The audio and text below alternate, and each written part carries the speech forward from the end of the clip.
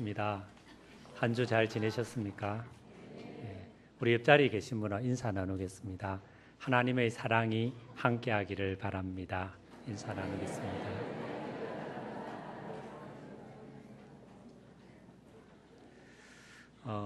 해마다 이 7월 그리고 12월이 아마 교회는 제일 바쁜 것 같습니다.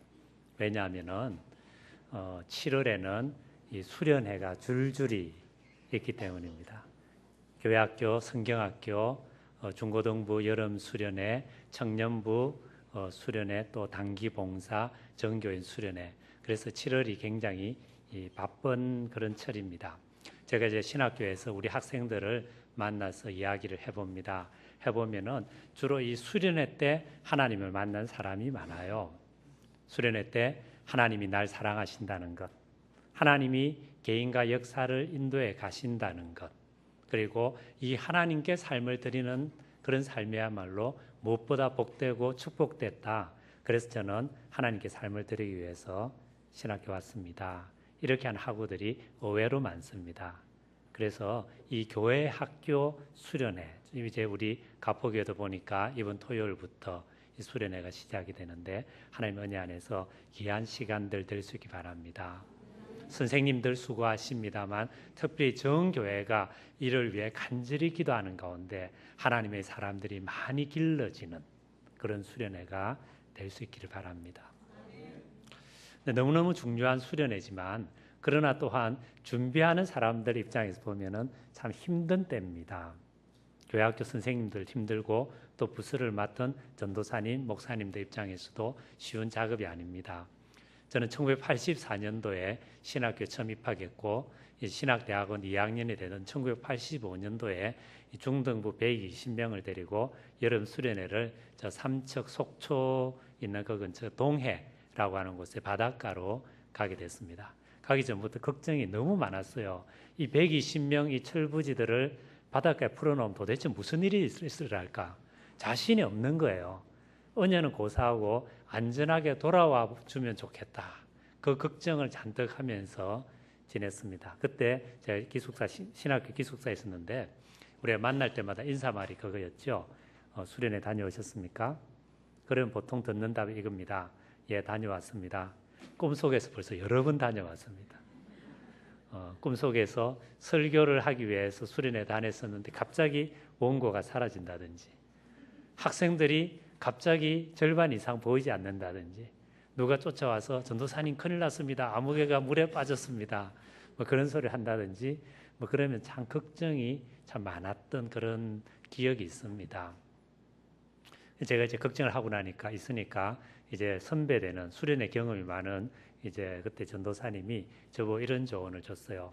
박 전도사, 중학생을 데려가서 수련회를 잘 마칠 수 있는 좋은 방법이 있네. 뭡니까? 제일 말썽장이를 한 명 골라가지고 수련회 시작하는 첫 시간에 엄청나게 기합을 주게. 그러면 아이들이 전부 다 바싹 얼어가지고 수련회 기간 중에 사고 없이 잘 돌아올 수 있네. 그런 이야기 들었습니다. 제가 어떻게 했겠습니까? 그래 했습니다. 마치 너무나 고맙게도 평소에 항상 개구장이짓 하는 애가 한 명 있었는데 역시 아니나 다를까 이제 엄청나게 시작하는 순간부터 까불기 시작했습니다. 불러내서 야단을 치고 아이들 보는 앞에서 토끼띠임도 시키고 앞으로 지침 뒤로 지침 뭐 이렇게 하면서 군대에서 하는 것도 막 좀 시켰습니다. 그랬더니 얘가 아주 바싹 긴장이 돼버렸어요. 그리고 나서는 그 수련회 내내 얘가 조용하니까 얘가 대장이었는데 딴 아이들도 조용했습니다. 그래서 안전하게 잘 데리고 갔다 온 기억이 있습니다.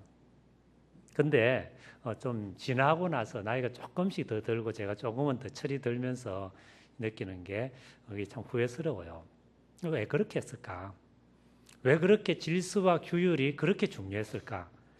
나갈 때 줄 세우고 인원 점검하고 들어올 때 줄 세우고 인원 점검하고 그리고 밤에는 칼같이 불 끄고 자야 되고 결국 그것이 나의 두려움의 표현이었지 아이들에 대한 사랑의 표현은 아니지 않았을까 그런 생각을 해봅니다. 차라리 오히려 그 시간에 조금 더 많이 이야기하고 평소에 못했던 이야기 충분히 많이 하고 밤을 새워가면서도 아이들 같이 손잡고 같이 기도하는 그런 귀한 시간인데 왜 그렇게 질서, 원칙이라고 하는 것을 많이 생각했을까? 그런 후회가 있습니다.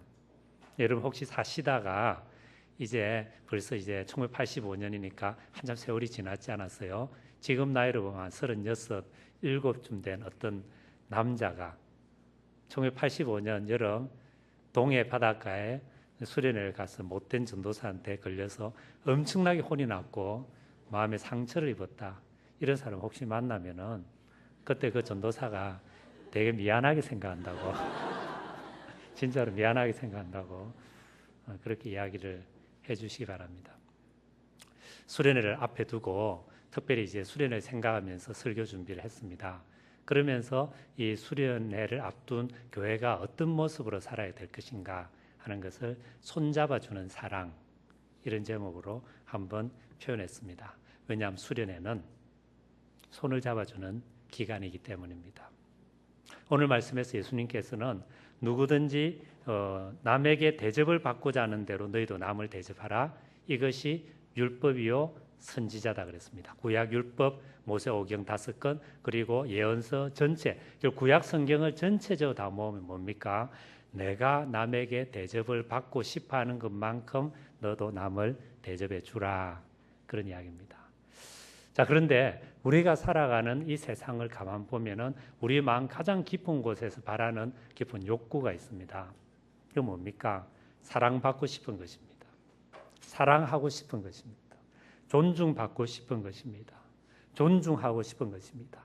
연약하고 부족하고 실패했지만 그럼에도 불구하고 너의 인생은 가치 있고 소중하고 아름답고 실패했지만 다시 한번 일어날 수 있다라고 말을 해주는 그런 음성을 듣고 싶은 것입니다. 그러시죠? 그렇다면 우리 자신이 먼저 그런 말을 해주는 사람이 되어야 됩니다.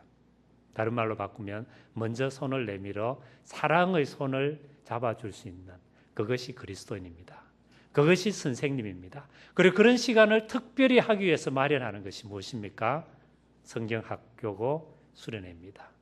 손잡아주는 사랑, 이것이 우리 그리스도인의 삶의 모습이 되어야 되는 것입니다. 누가 알겠습니까? 우리가 지금 자그마한 사랑의 손을 내밀어서 어떤 사람의 손을 잡아줬는데 그 사랑의 손을 잊지 못한 사람이 오랜 시간이 지나 다른 사람의 손을 잡아주고 그 사람이 또 다른 사람의 손을 잡아주어 가면서 마침내 우리가 살아가는 사회가 새롭게 되고 하나님 나라가 우리를 통해서 확장되는 그 첫 순간이 바로 우리가 될지 누가 알겠습니까? 그래서 그리스도인의 삶은 손잡아주는 삶입니다. 옆에 있는 사람하고 손을 한번 잡으면 좋겠습니다. 사랑합니다. 하나님의 사랑의 손이 되기를 바랍니다. 우리가 이렇게 사랑의 손을 잡아줄 때 우리를 통해서 하나님께서 놀라운 일을 이루시고 그리고 우리가 손을 잡아준 그 사람이 언젠가 다른 사람의 손을 또 잡아줄 수 있을 겁니다. 얼마 전에 이 가이드 포스트라고 하는 그 잡지에서 읽은 이야기입니다.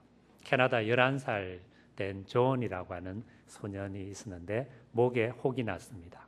수술을 해야 되는데 별로 심각한 수술은 아니었지만 어린 11살짜리 아이가 수술을 받으려고 하니까 마음에 두렵습니다. 그래서 굉장히 걱정하면서 내가 과연 수술대에서 무사히 수술 마쳐 돌아올 수 있을까?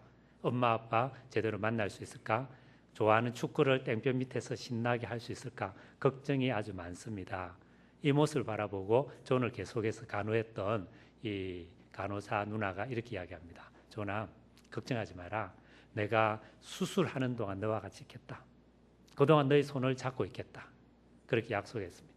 이 말을 듣고 마음의 위로를 얻고 존이 수술대에 들어갑니다. 그리고 마침내 수술을 마치고 마취해서 깨어나서 흐릿하게 시선이 오는데 정말 그 간호사 누나가 존의 손을 꼭 붙잡고 그를 향해서 미소 짓고 있는 것을 봅니다. 여러분 그때 어린 존이 뭘 느꼈겠습니까? 아, 사람의 말은 믿을 수 있는 것이구나. 나를 이렇게 생각해 주는 사람이 있는 것이로구나. 이렇게 나의 손을 잡아주는 사람이 있는 것이로구나. 그렇다면 나도 언젠가 필요할 때 다른 사람 손 꼭 붙잡아주면서 살아야겠다. 그런 결심했습니다. 세월이 지났습니다. 소년 존이 어른이 됐습니다. 직장도 가졌고 결혼도 했고 자녀도 태어났습니다. 생활고에 시달리는 나머지 어린 시절 그 결심했던 것을 잊어버리고 바쁘게 정신없이 지냅니다. 하루는 밤 1시쯤 돼서 고속도로를 차를 타고 가는데 갑자기 눈앞에 끔찍스러운 사고가 일어난 것을 봅니다. 트럭이 넘어져 있고, 그래서 깜짝 놀라서 밑에 내려가서 보니까 그 트럭 밑에 트럭 이제 운전사가 깔려가지고 몸에 피범벅이 되고 기름이 차에서 뚝뚝 떨어지는 걸 맞으면서 신음소리를 내고 있는 걸 봅니다. 깜짝 놀라서 갖고 있는 핸드폰으로 이제 경찰과 병원에 전화를 하고, 그리고 초조해서 그 트럭 주위를 이렇게 돌다가 자기도 모르게 갑자기 트럭 밑으로 기어 들어갔어요. 그리고는 그 트럭 기사의 손을 잡습니다. 그리고 말합니다. 염려하지 마세요. 두려워하지 마세요. 경찰이 오고 병원이 올 때까지 제가 당신의 손을 꼭 붙잡고 있겠습니다. 곧 다행히 경찰이 오고 그리고 구급차가 왔습니다. 병원에 실려갔고 치료를 받았고 이 사람은 회복하게 됐습니다. 거의 회복된 마지막 날에 존이 이 병원을 찾아갔을 때 돌아오는 사람이 자기를 구원해 줬던 그 존이라는 것을 알고 이 운전사가 이 첫 마디가 이것입니다. You crazy man.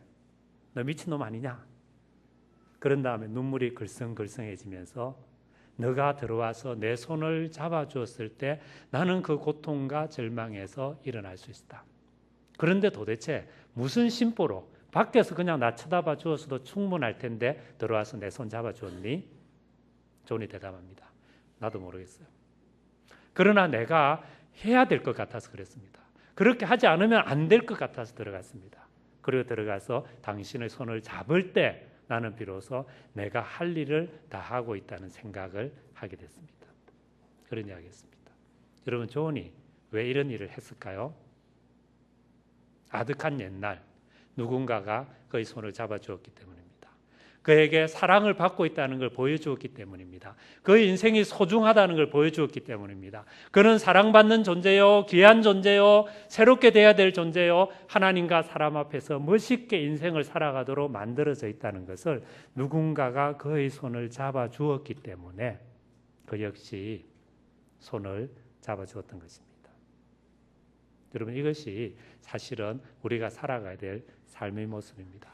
하나님이 왜 우리를 이렇게 만드셨습니까? 그저 우리 자신을 위해서 내가 원하는 삶을 살아가기 위해서가 아니라 이웃을 손잡고 위로해주고 눈물 닦아주고 격려해주고 그런 가운데서 나 자신이 새롭게 되면서 살아가도록 우리를 부르셨습니다. 그리고 그렇게 하기 위해서 하나님께서 예수 그리스도 안에서 먼저 우리 손을 잡아주셨습니다. 많은 고난과 고통과 아픔의 시간을 예수 자신이 당하시면서 우리 곁에 오셔서 우리를 위로해 주셨고 마침내 우리 위해서 죽으심으로써 우리는 소중한 존재요, 사랑받은 자요, 우리 인생에는 희망이 있으며 언제나 있는 그곳에서 새로 출발할 수 있다는 것을 예수께서 먼저 손잡아서 보여주셨기 때문에 이제 우리 역시 서로 손을 잡아가면서 살도록 부름받은 것입니다. 그러나 여러분, 또 생각해 보면은 우리가 사랑하고 싶고 손잡아주고 싶고 눈물을 닦아주고 싶지만은 그렇게 하기 힘든 사람들이 있어요. 어떤 사람은 참 따뜻합니다. 어떤 사람은 참 사랑스럽습니다. 어떤 사람은 가만히 있어도 행복한 얼굴이 있습니다. 그런 사람에게 손 내밀어 사랑하는 건 쉬워요. 그러나 그렇지 않은 사람들이 있습니다. 고슴도치 같은 사람이 있어요. 여러분, 그런 사람 못 만나셨습니까? 고슴도치 같은 사람이 있어요. 쓰다듬어 주려면 가시를 세우고 찌르는 사람이 있어요. 여러분, 부모가 되어서 자녀를 키워본 사람들은 아십니다. 자녀를 키우는 것이 그렇게 생각보다 쉽지 않다는 것을. 그런데 남의 집 아이들은 비교적 다 착해요. 근데 이상하게 자기 집 아이들은 별로 안 착해요. 그래서 어떤 분이 그런 이야기합니다. 아이들이 20살 될 때까지는 그저 파충류라고 생각해라. 파충류. 파충류가 어디 말 듣냐? 악어가 말 듣냐? 그런 걸 줄 알아라. 제가 아는 어떤 이 집사님 한 분이, 여자 집사님이 50대를 한참 넘으셨습니다. 아들 둘을 이제 다 키우셨는데 저희 집에 아들이 셋이 있습니다. 한 번은 와서 이런저런 이야기하다가 그럽디다. 목사님, 사모님, 아이 키우면서 한 번씩 힘드시면요, 이렇게 생각하십시오. 저는 아이 둘 키울 때 너무 힘들어서, 사내 녀석 둘 키우면서 너무 힘들어서 그냥 속으로 애들이 사고 칠 때마다 집에, 죄송합니다, 집에 미친 놈이 두 놈이 왔구나, 그래 생각하는 가운데 그냥 지내다 보니까 여기까지 왔습니다. 그런 이야기를 했는데 저도 한 번씩 그런 생각을 해요. 손 내밀어서 사랑하고 싶지만 사랑하기 힘든 사람들이 있습니다. 여러분, 교회학교 교사로서 아이들을 가르칠 때 쉽지 않습니다. 사랑하고 어루만지고 껴안아주고 싶지만 참 힘듭니다. 그래서 예수님께서 우리들어 기도하라고 하는 겁니다. 우리 힘으로 안 되니까, 우리 능력으로 안 되니까, 나의 그런 힘이 없으니까 기도하라는 것입니다. 성경은 뭐라고 말합니까? 이는 힘으로도 안 되고 능으로도 안 되고 오직 여호와 하나님의 능력으로 되느니라. 하나님이 능력이 임하면은 변화되고 사랑할 수 있고 손잡아 줄 수 있고 눈물을 닦아 줄 수 있습니다. 또한 우리는 길게 보고 가야 될 것입니다. 인내해야 될 것입니다. 하나님이 예수 그리스도 안에서 우리를 인내해 주시지 않았다면 우리는 이 자리에 있을 수 없습니다. 끊임없이 예수 믿는다고 하지만 잘못과 죄를 범함에도 불구하고 하나님 끊임없이 우리를 용납하시고 끊임없이 우리 사랑하시고 끊임없이 우리 품어주시니까 우리는 이 자리에서 그리스도인이라고 하는 이름을 가지고 삽니다. 그렇다면 우리 역시 인내하고 기다리고 용납해야 될 것입니다. 사실은 모르는 것입니다. 우리가 한 어떤 행동이 다음에 어떤 결과를 맺을지 우리는 다 모르는 것입니다. 우리가 힘들지만 지금 위에서 기도해주고 손잡아주고 사랑으로 격려해주고 그에게 소망의 이야기를 해준 것이 언젠가 우리도 모르는데 선한 열매로 돌아올 수 있는 것입니다. 미국 어느 고등학교 선생님 이야기입니다. 이분이 하루는 학교 일과를 마치고 돌아왔습니다. 남편이 평소와는 좀 다른 것을 보고 부인이 저녁 식사 후에 조용히 묻습니다. 오늘 학교에서 무슨 일이 있었습니까? 남편이 하는 말이 사실은 어떤 편지를 받았습니다. 그런데 이 편지 내용 때문에 지금도 마치 한 대 맞은 것처럼 멍합니다. 무슨 내용입니까? 남편이 편지 내용을 이렇게 이야기를 해줍니다. 선생님은 저를 아마 기억하지 못하실 것입니다. 그러나 저는 지난 10년 동안에 단 한순간도 선생님을 잊어본 적이 없습니다. 제가 고등학교 3학년 때 선생님이 저희 미술 선생님이었습니다. 그때 제 인생이 너무나 비참했습니다. 가난도 질병도 힘들었지만 무엇보다 고통스러운 것은 나의 어붓 아버지가 밤마다 내 침대를 살짝 들어와서 나를 성적으로 학대했기 때문입니다. 너무나 수치스럽고 고통스러워서 마침내 죽기로 결심하고 수면제를 사 모았습니다. 어머니에게 유서를 썼습니다. 그리고 마지막으로 학교 갔습니다. 마지막 시간이 선생님 미술 시간이었습니다. 저는 마음속으로 울고 있었습니다. 내가 좋아하는 학교, 내가 사랑하는 친구들, 그리고 선생님들, 그리고 특별히 내가 좋아하는 이 그림 그리기를 이제 나는 영원히 하지 못하겠구나.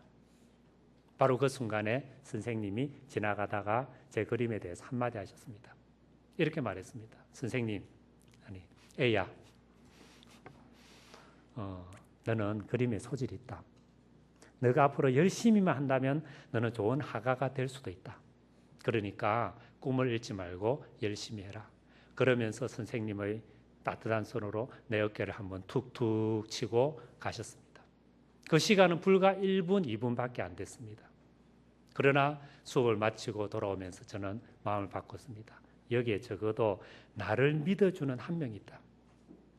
그렇다면 자살은 언제든지 할 수 있으니까 조금 있다가 해보도록 하자. 그리고 집에 가서 수면제를 버리고 어머니의 쓴 유서를 찍고 대신에 집을 나간다는 편지를 남겼습니다. 그리고 대도시로 나왔습니다. 그곳에서 어렵게 직장을 구했고 직장 생활하다가 한 남자를 만났고 그래서 결혼했습니다. 그리고 지금은 아이 둘을 둔 평범한 가정주부입니다. 선생님이 말씀하신 것처럼 화가는 되지 못했습니다. 그러나 내 인생을 나름대로 멋있는 그림으로 만들어 가기 위해서 노력하는 행복한 엄마입니다. 언제부턴가 선생님께 이 사실을 편지로 쓰고 싶었지만은 용기가 없어서 못 쓰다가 이제 이 편지를 드립니다. 선생님 감사합니다. 이게 편지예요. 그 부인이 그 이야기를 듣고 감동을 받습니다. 요즘 하는 말로 감동 먹습니다. 그리고 남편이 말합니다. 당신이 한 사람 구했네요. 그랬더니 남편이 하는 말이 그런데 정말 내가 당황스러운 것은 그런 일이 있었는지 그런 아이가 있었는지 기억이 나지 않습니다. 그리고 이야기는 끝납니다. 이게 무슨 이야기입니까? 우리는 부지 중에요 천사가 될 수 있습니다. 부지 중에 사랑의 손을 내밀었는데 거기에서 생명을 구할 수 있습니다. 우리는 부지 중에 나도 알지 못하는 가운데 어떤 일을 했는데 그 가운데서 하나님이 그거를 통해서 역사하셔서 하나님 놀라운 구원을 이루실 수가 있습니다. 그리고 이 일을 위해서 우리 모두는 부름받아 이 자리에 있는 것입니다. 서로 사랑의 손을 내밀어서 서로 위로하고 서로 격려하고 생명을 주기 위해서 부름받은 것입니다. 그리고 그렇게 하는 가운데 우리 자신이 하나님의 사람으로 아름답게 변화되어 갈 수 있는 것입니다. 그래서 이번 수련회 때, 성경학교 때 우리 수고하시는 선생님들 모두 이와 같은 사랑의 손을 내미는 분들이 될 수 있기 바랍니다.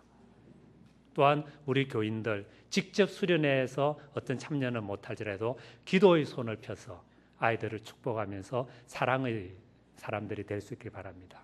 그래서 우리도 모르지만 하나님께서 이 가포교회 수련회를 통해서 크고 놀라운 일을 변화시킬 수 있기를 바랍니다.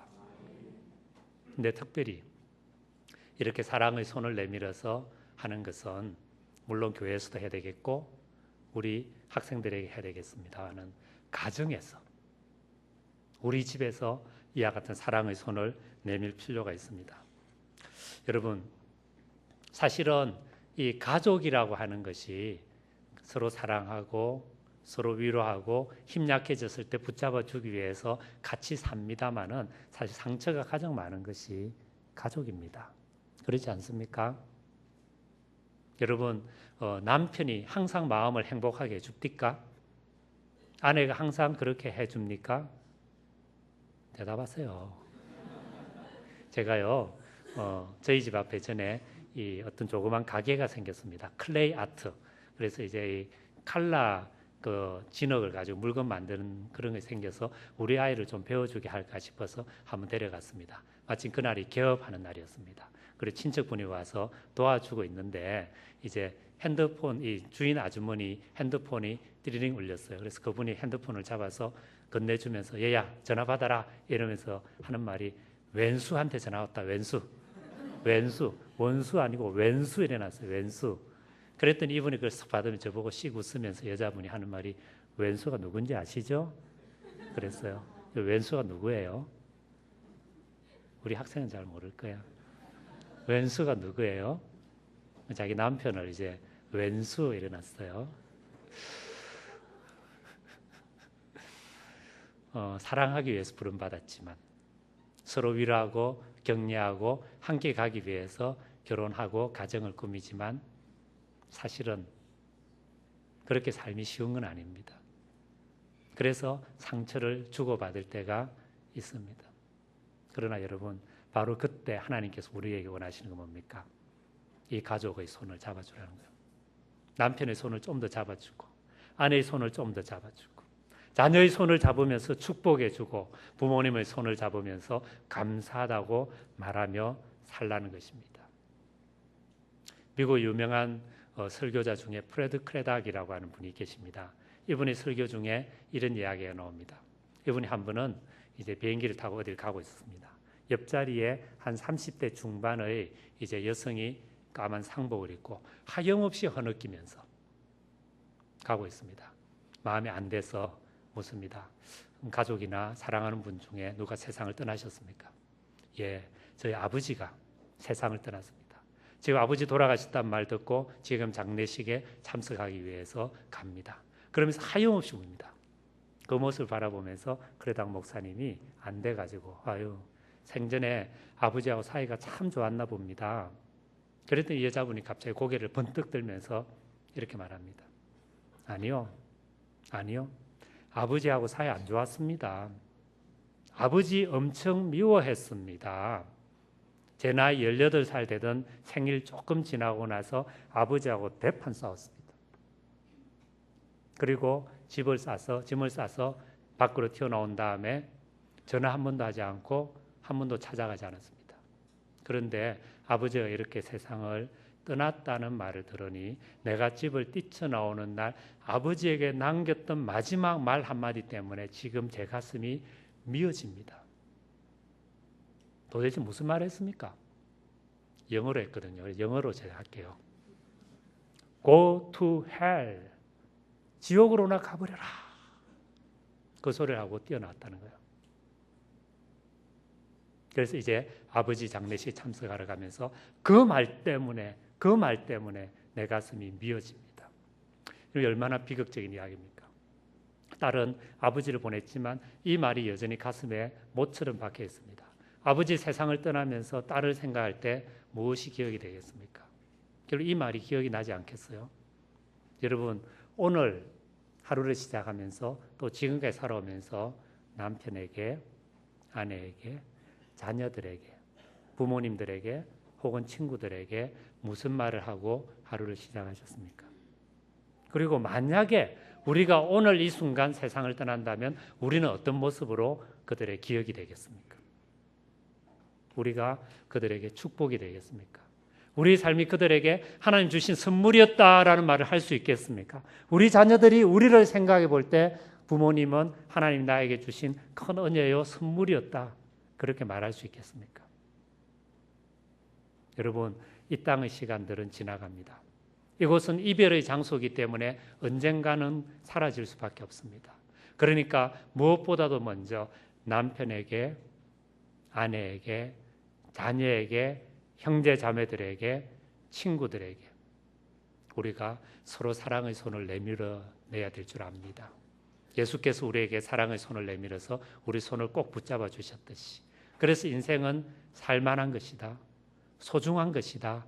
너는 존귀한 자다. 너희 인생에는 새로운 가능성과 꿈이 있다라고 끊임없이 하나님께서 우리에게 말씀해 주시듯이 우리 역시 가족들에게, 친구들에게, 교우들에게 사랑으로 손 내밀어 이 말을 할 수 있길 바랍니다.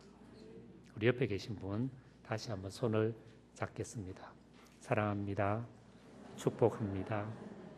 하나님의 사랑을 전달하는 귀한 손이 되십시오. 인사하겠습니다. 기도하겠습니다.